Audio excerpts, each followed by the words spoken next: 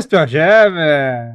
Olha Você achou só! que a gente não ia falar de Spelljammer? E não Aproveitando que a gente vamos, está porque no, o no próximo... tema. Aproveitar que a gente está no tema choque de cultura, você achou que não ia falar achou errado. Tá? Spelljammer, talvez muita gente talvez não saiba, mas o Spelljammer surge, na verdade, como um suplemento de aventura para o AD&D. Ele é o primeiro Spelljammer, é de 1800...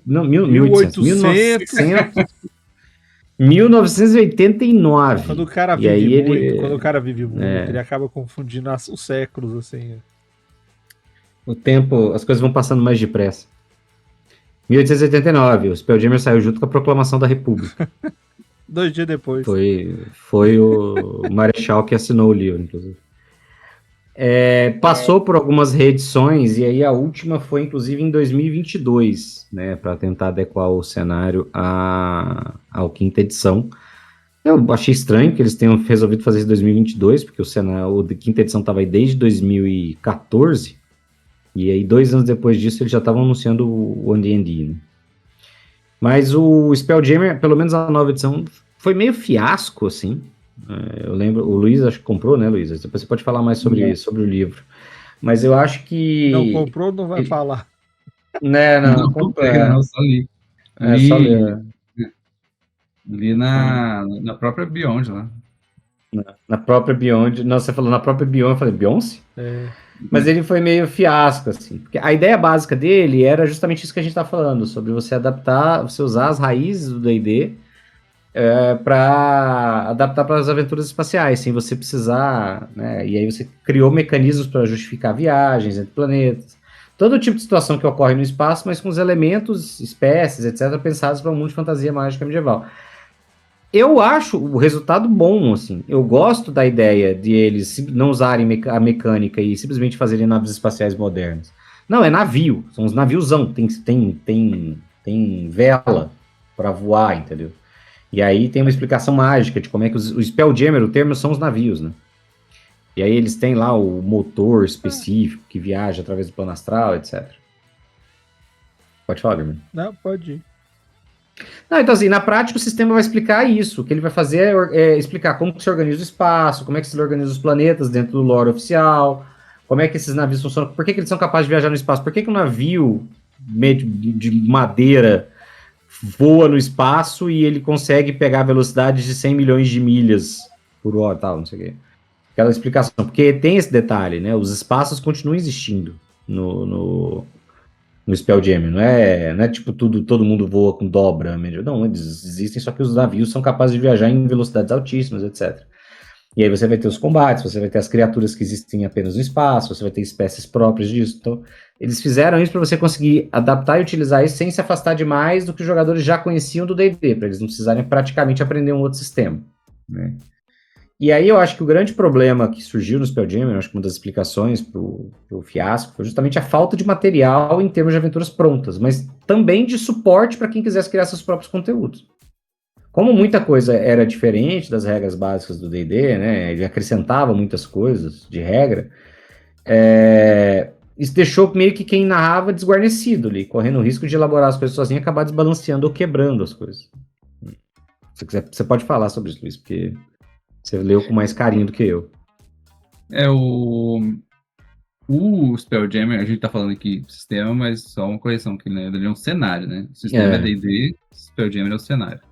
Ele tem regras próprias do cenário para justificar, igual você falou sobre como que o navio, a vela, consegue viajar entre espaços. A gente falou aqui no Papo de Mestre sobre planos, explicou todos os planos e como eles interagem entre si e tudo mais, e o cenário Spelljammer se passa prioritariamente no plano astral. Então ele é como se fosse um mar astral, então ele tem toda essa analogia, que era o que a gente estava falando ali sobre Planeta do Tesouro. A ideia de que o cenário aparece no... Só um instantinho.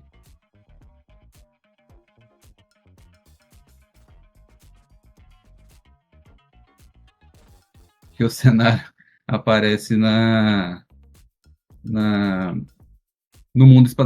espaço onde tem navios e as pessoas voam, como se fosse uma pirataria. E aí a explicação científica do Spelljammer é que os navios são meio que envoltos numa bolha lá de ar e etc. Então ele consegue fazer todo o processo como se ele estivesse em terra firme, etc. E o grande problema que teve dele foi que ele lançou muitas coisas, muitos conteúdos, etc., que não tinham uma explicação profunda. Era uma coisa bem rasa, assim. Igual eu falei no papo de mês passado sobre os plasmódios. Os plasmóides eram uma raça que foi trazida com o Spelljammer, e ele simplesmente falou assim, tá, mas como é que funcionam os plasmóides? Cara, não sei, se vira aí, cria aí o resto. Eu falei só que eles existem, o resto vocês criam. Então isso foi praticamente para tudo. Né? Tudo eles falaram, tipo, toma aqui o basicão de tudo e se virem com o resto. Mas eu acho que desde o início, desde o AD&D, o Spelljammer já era um conteúdo meio que de nicho, assim, né? Então, acaba que ele também não conseguiu emplacar tanto. Ele tá ali para quem quiser, mas muita gente, eu sei que até tentou adaptar coisas do AD&D, lá da primeira versão, para essa, mas não sei se existe ainda um grupo muito devoto do Spelljammer, não.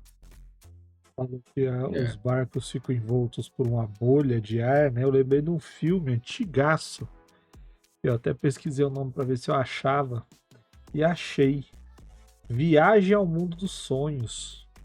Os moleques eles criam uma nave por conta própria, que ela fica envolta numa bolha que permite eles respirarem e viajar através das coisas, pelo espaço, pelo mundo da imaginação. É legal.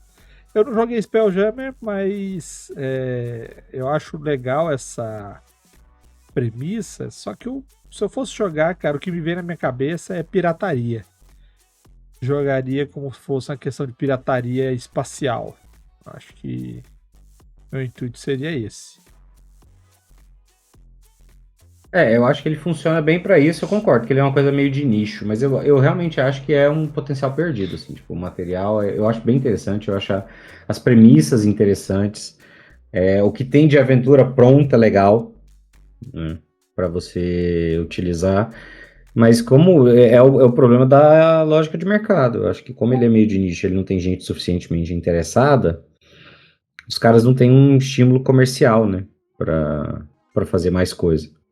E aí você fica dependendo do material da comunidade, que é loteria. Às vezes é bom, às vezes é uma bosta.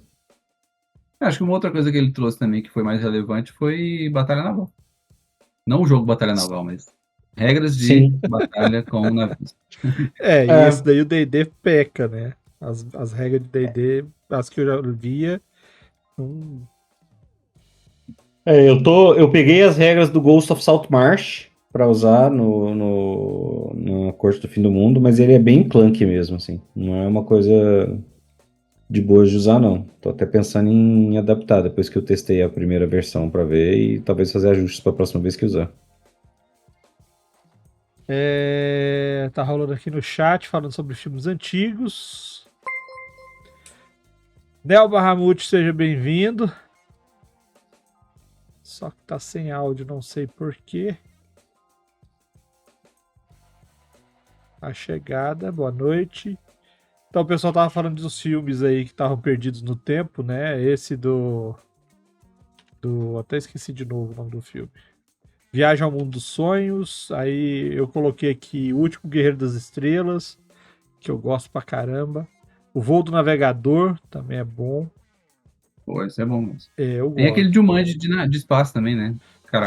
Eu ia mencionar, cara. Né? Como é que é o nome dele? É um negócio com Z. É um negócio com Z. Zamira. Zatura Aventura no Espaço. Olha só. Eu ia mencionar. O Bahamut tá querendo tirar dúvida aí, ó. Eu falei, todo mundo aqui é mestre, ele quer saber quem é o mestre para tirar dúvida, pode perguntar aqui lá na sessão Tira Dúvidas do Discord, vou botar o link no Discord aqui. Lá também tem, o pessoal gosta de tirar as dúvidas lá, né? A gente tira dúvidas lá. Inclusive tinha uma dúvida recente que eu não tirei ainda, vou lá depois. Eu não tiro a dúvida de ninguém não, eu deixo o pessoal na dúvida lá, não gosto de tomar nada dos outros. Onde houver fé que eu leve a dúvida. Né? Eu adoro que é uma referência também de jovem, né? Essa. Sim.